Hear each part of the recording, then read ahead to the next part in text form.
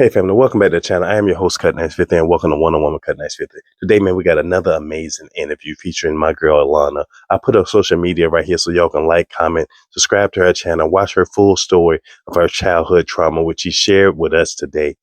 It was an amazing interview. We went over so much from relationships to faith, to personal belief, to goals and future desires. There's things she want to accomplish for her and her young children out there. We all know that it's hard the last couple of years after COVID. Trying to be financially free, trying to find out a motivation or stay inspired to help inspire others on their journey, especially those who have went through childhood traumas. Lana goes in, and I believe she does one-on-one coaching. So I put her social media platforms up there. Y'all check her out. If you experience childhood trauma, you need somebody to talk to. She is a big believer in counseling. She also counsels others. And we was blessed to have a sit down with her. So y'all stay tuned for that. Don't forget to like, subscribe, and follow. Also, we have another amazing interviews with a young lady we call Sam and a young lady we call Coach Naya or Miss Reed. So y'all stay tuned for that. Don't forget to join the channel. We appreciate all y'all for y'all support. Let's go ahead. We're building a community, a faith-based community, a community of respect, and a community of understanding and healing. It's your boy Connect with, and with that, let's go. Yeah, and that's how mine used to be. Like I say, I did the fitness modeling and stuff like that. So it used to be either somewhat sexual, you know what I mean? Especially in shape, you got to show off, and that's the thing. But social media wasn't like it is now. You know, you thinking 4 or 5 years ago, it used to be okay. Now it's everybody half naked, but it changed, and now it's like I like it and I don't like it. You know, it's like that love hate because you got to do social media to get out there. So it's good for business, it's good for networking, but it's still coming at a cost also. Because most people you meet, and it's some genuine people still out there, but a lot of people, especially when I was doing the modeling, they ain't genuine. You know, it's either I say what I know a lot of these. I'm in Atlanta, so you know I can know a lot of these celebrity women. It seems like they married on public, but it's all like fake stuff. You know, it's all staged. They ain't really happy. They ain't doing it, but they on a reality TV show, and it looks like it is what it is, but it's not true. But people believe it, you know, because it's like drama TV, whatever the case. But they are actually good people, and it's like I go to the spiritual aspect. Certain things I couldn't do. Like I don't judge nobody else for however they living or whatever the case may be. But I can't. I don't.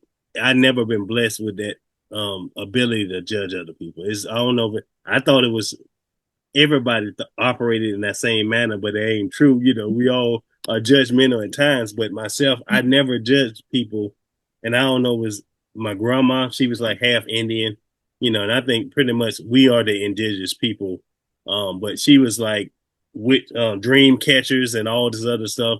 She passed when I was young. My dad, mom, but she always said, "Kill them with kindness." You know, don't judge others, stuff like that. But I don't know if she actually used to read the Bible like we have in our day.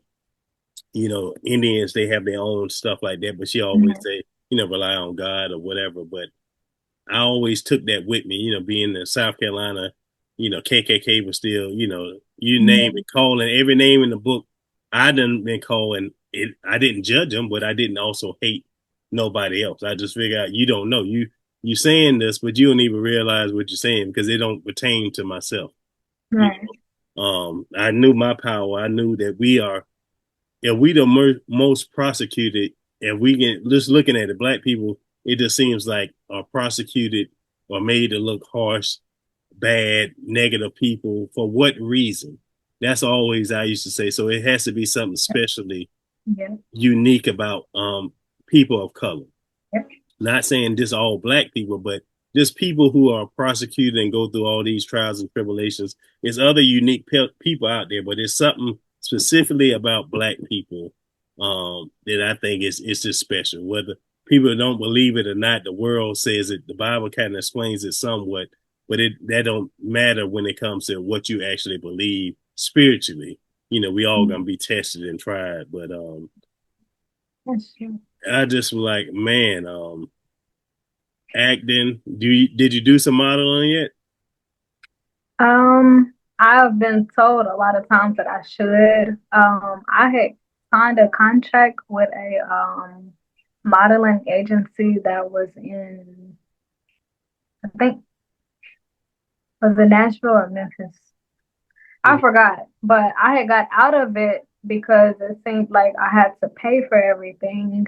Oh yeah, I that had to ain't a pay good. a, That's a scam. And like I said, I had to learn yeah, that the hard way. You don't have people, and that's what it comes to having good people in your corner to help you on this journey because you know you're talented, you know you got abilities, but you don't have the people to be like, hey, yeah, okay, I see they interested, but this ain't right. yeah, You know, no agency, especially you sign with, is going to charge you for this and that. It might yeah, be other stuff that's extra to improve your skills, to improve, you know, your walk and other stuff like that. Um, but it is scamming companies out there too. So you got yeah, some legit ones, and I realized that, you know, doing like the fitness modeling, some clothing stuff, but they want you to buy all these clothes right, and you sponsor them and you get to commit. So why am I buy this if I'm representing your brand or whatever the case? But I'm spending hundreds of dollars. It don't make sense. But yeah, it's like I'm glad you mentioned it. It's a lot of that stuff still going on today.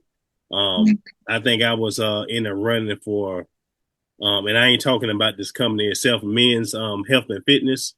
I don't know if you've seen it be on the magazine, Mr. Health and Fitness. So 2024, I was in the running for it. I was like a finalist.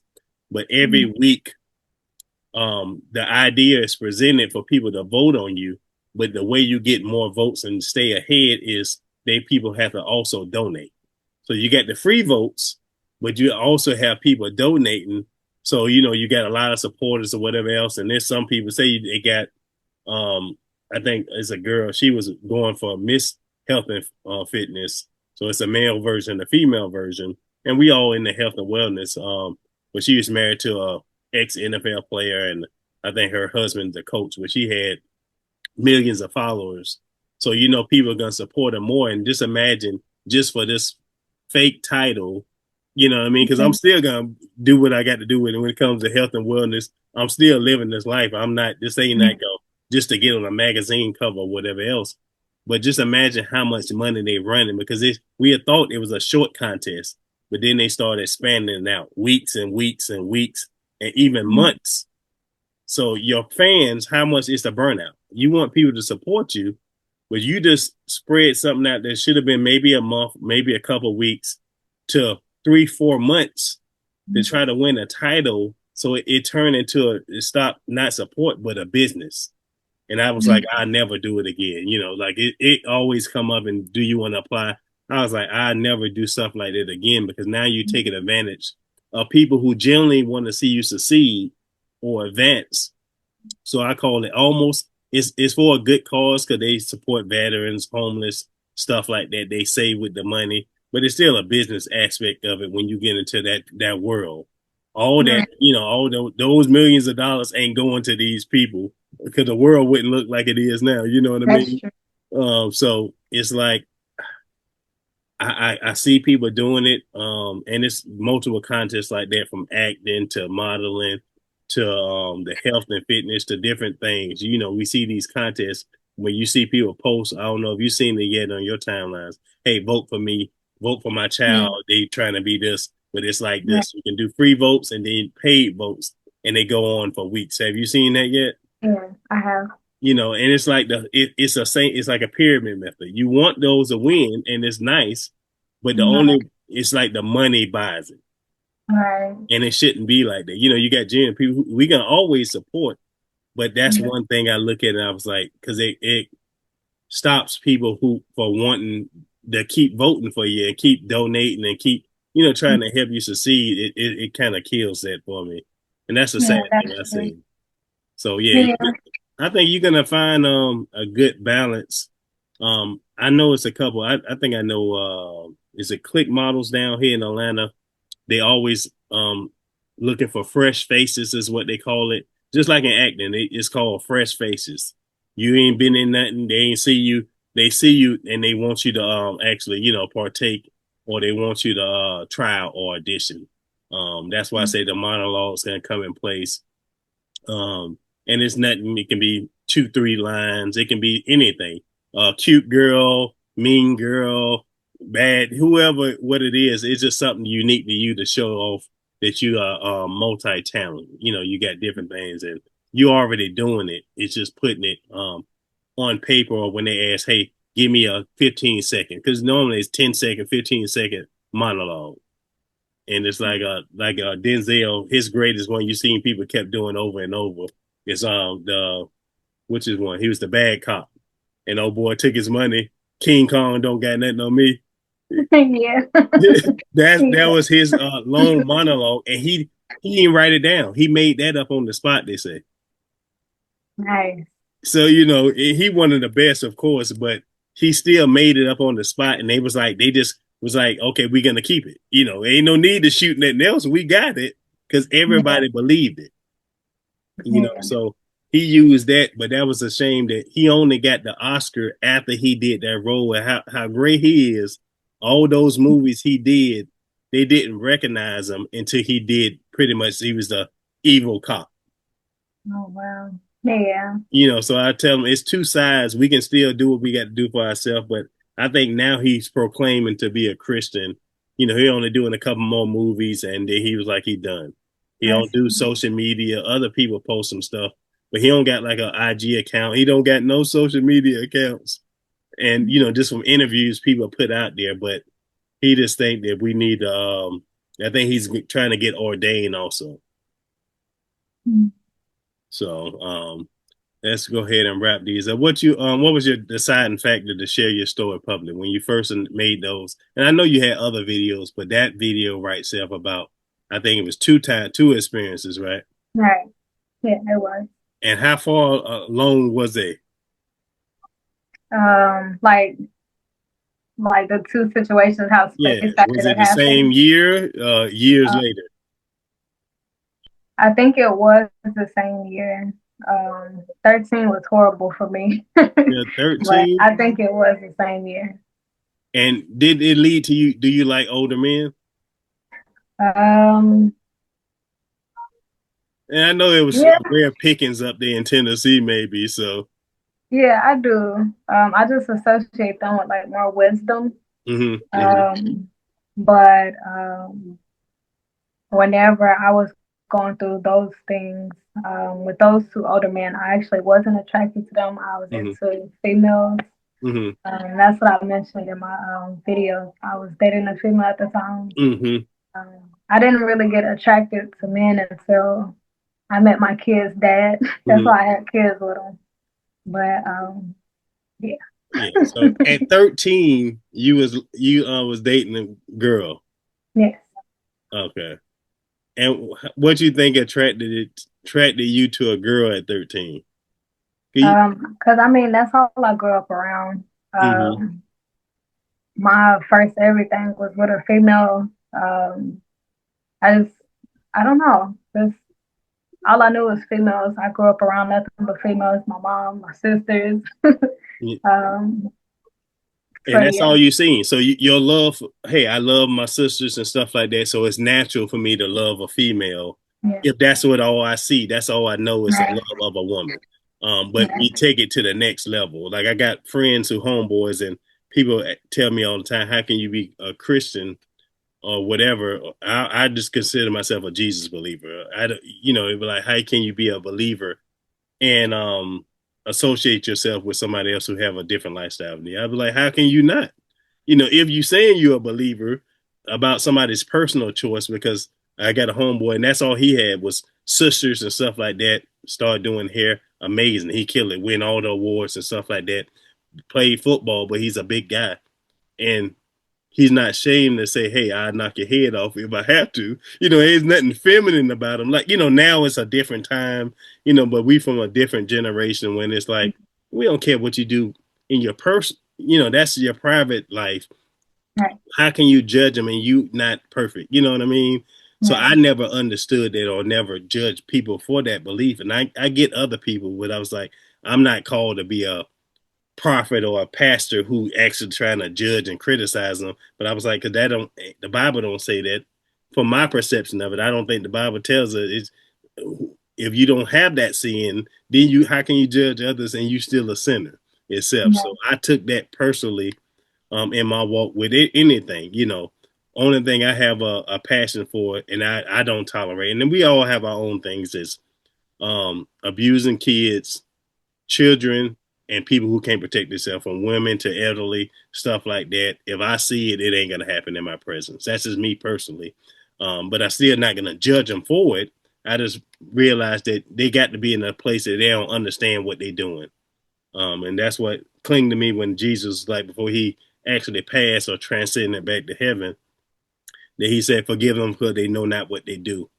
And that's my thing is, I don't think we as humans realize what we do and the negative consequences or impact it has to have on somebody else. You know, because if we did, we literally knew the pain, the torment, years of recovery, whatever the case. I don't think that most people will do it if they can see what actually they're doing. Or you just got those evil people, but I just believe that's a different thing. But I think that's what he meant by that, because I still believe all of us gonna get judged about how we lived our life accordingly, and then that's gonna be a wake up reality for a lot of people.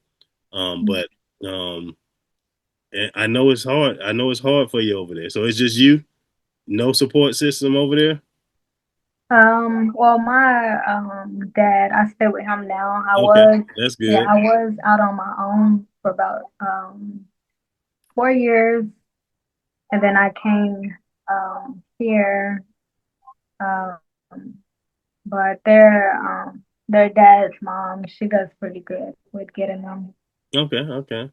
That's good. So at least you got a little help. So it's a better situation. So 24 might be the year for you to start letting your light continue to shine. Yeah. So I know you're still working, you're going to counseling, you got the two amazing kids. Say 2 years you want to do something, you sharing your story. I mean, you're inspiring others, whether you realize it or not, or whether or not they're gonna actually say it. You know what I mean? Because they watching, and that's the thing. Sometimes I hate about social media. They don't try to like your stuff. They watching. They watch it all the time, but they either don't do something because it's tracking, and maybe they scared somebody. Might say something or whatever the case may be. I think it's like that pressure from the world. It stops some people from actually saying, "Hey, I appreciate your story. I went through so and so and so." They kind of still afraid to do it, but you'll have those who accept it and then they share theirs and they be like, "Hey, you actually inspired me by sharing your journey." Yeah, and that's crazy because I actually did a video on TikTok where I was explaining like my perspective when Mm-hmm. it comes to like people on my page. I actually prefer if my family don't see my videos and if they don't comment and stuff. Because when I post, I don't like to have to think about what other people think, how they'll feel, how they'll perceive it. Mm-hmm. So I naturally try to like keep my family off.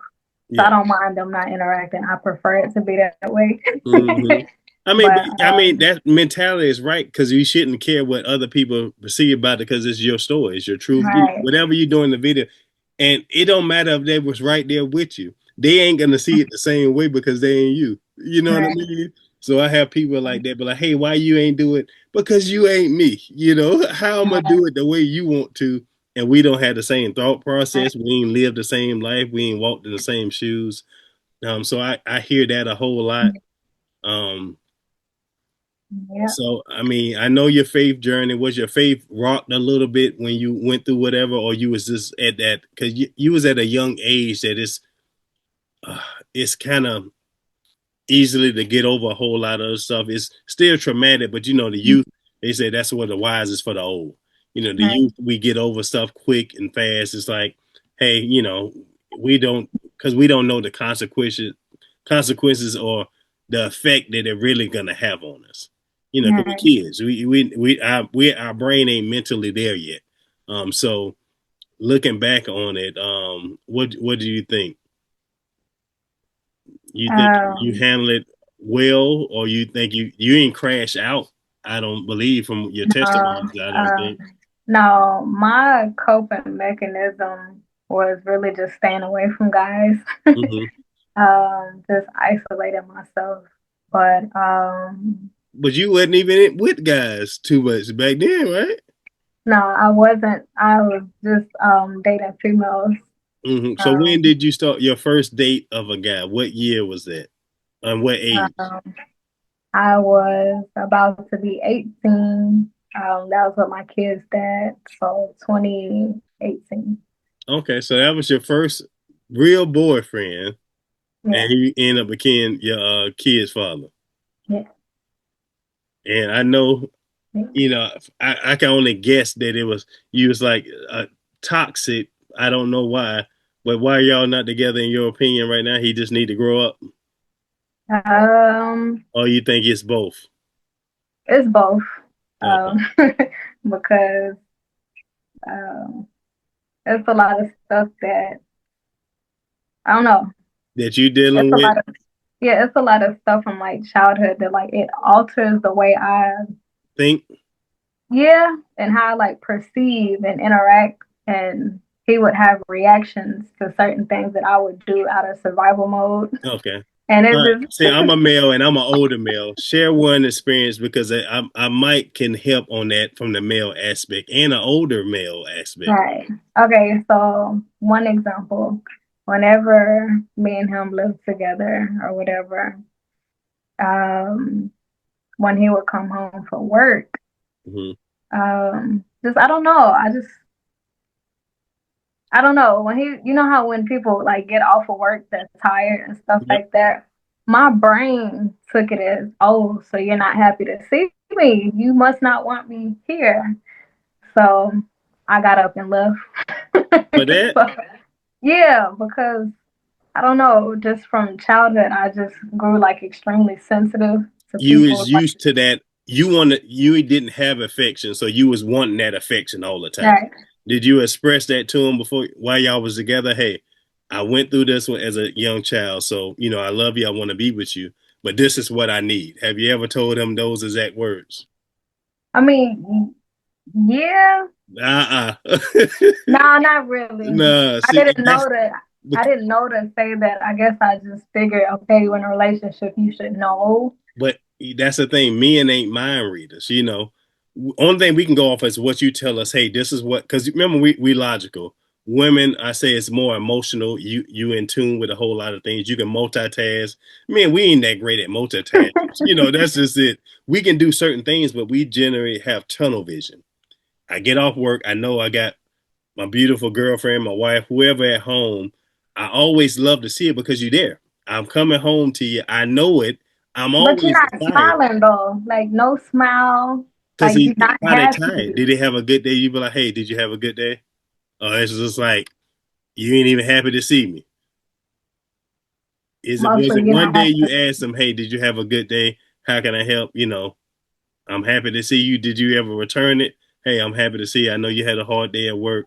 Just any kind of small talk because generally men and y'all was young, so it's different. I don't know how old was he compared to you. Um, he's like 4 years older than me. 3 or Okay, so 4 years. he's still young too, so he wasn't too much. So the thought process is still there. So he's like, you know, say if it's a rough day, long day, or whatever, you're tired, you're exhausted.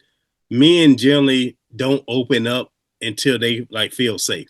So yeah, he coming home, but if y'all already having a not really toxic, but you're bashing heads because I can see you already strong willed. You know Yeah. what I mean? So I'm pretty sure you got it on them anyway. Hey, why you ain't say this and that? I just came home. You been gone all day and you ain't even. Hey, baby, I miss you. I love you. You ain't give me a kiss or nothing. You just go and sit down. You know what I mean? And Yeah. now it's like a push away. He don't want to deal with it. I just want to come sit down. It's been a long day. Give me 5 minutes, and then we can go ahead and conversate. Yeah. And That's that's just something that I didn't understand because I'm one of those people who I know everybody's not like that. mm, And I gotta accept that. But I'm one of those people to where I could be having a horrible day. But if I'm in a relationship with somebody, I don't make them feel like they're the reason why I'm having a horrible day. I'm still affectionate, I'm still loving, I'm still cuddly, all of that, even if my day is poopy. yeah, So yeah, I just expect that too. Because if I can do it, yeah. why But can't I receive the same? yeah, but you different, and you're a woman. So say if it's different. Like for me, I don't bring work home. You'll never know what I'm going through, and then vice versa. At work, they'll never know what I'm going through personally in my own house. You know what I mean? I kind of separate those, but I was trained that way. Most men ain't. They ain't even trained that way. They can't split it off, so they carry some of that stuff home. And when they get home, they kind of want to escape. You know what I mean? Because they feel safe. He know he has you there. He want to escape. But then he wants to give you some affection or what you need. But if y'all ain't never had that conversation, it's more of a drift getting, you know what I mean, getting created because he don't know exactly what you need. He don't know how to get to you emotionally. He don't know, he don't know how to respond because you went through a lot. I don't know. Have you ever told him everything you went through or no? Because a lot of women I know, they don't share all those details until Yeah, later. I did. You Yeah, did? I did. And how did he take it? Um, it was a couple times he cried, Yeah. but yeah. So what do you think now? You know how men don't like to cry.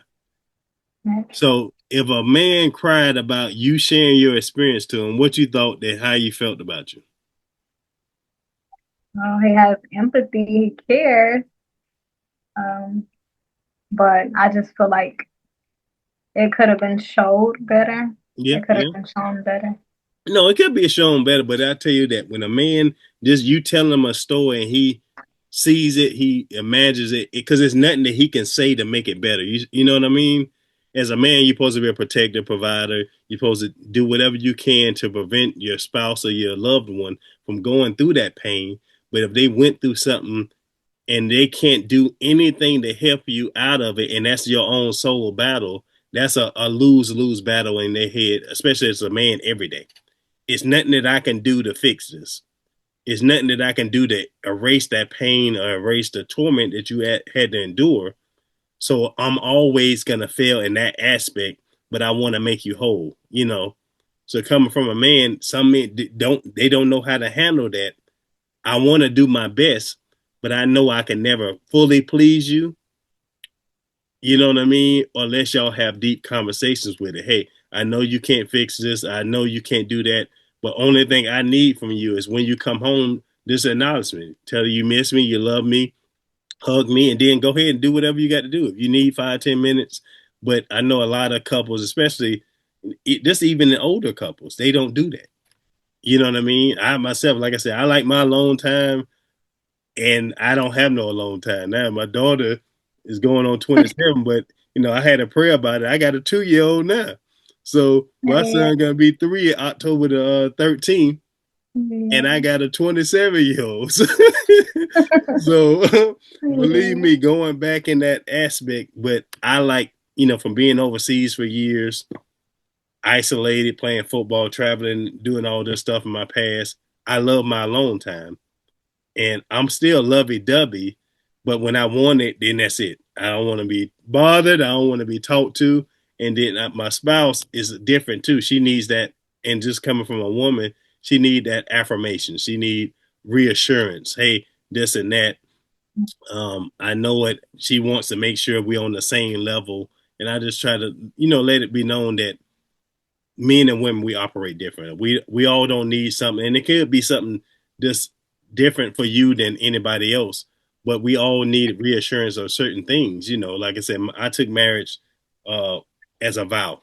Yes, it's a vow to my spouse, but it's ultimately a vow to God. So for me to yeah. please God, I got to please her and do everything I have to. But I also still have to do everything as a man to provide for the household, take care of my family, take care of the kids, and it can be on both parties.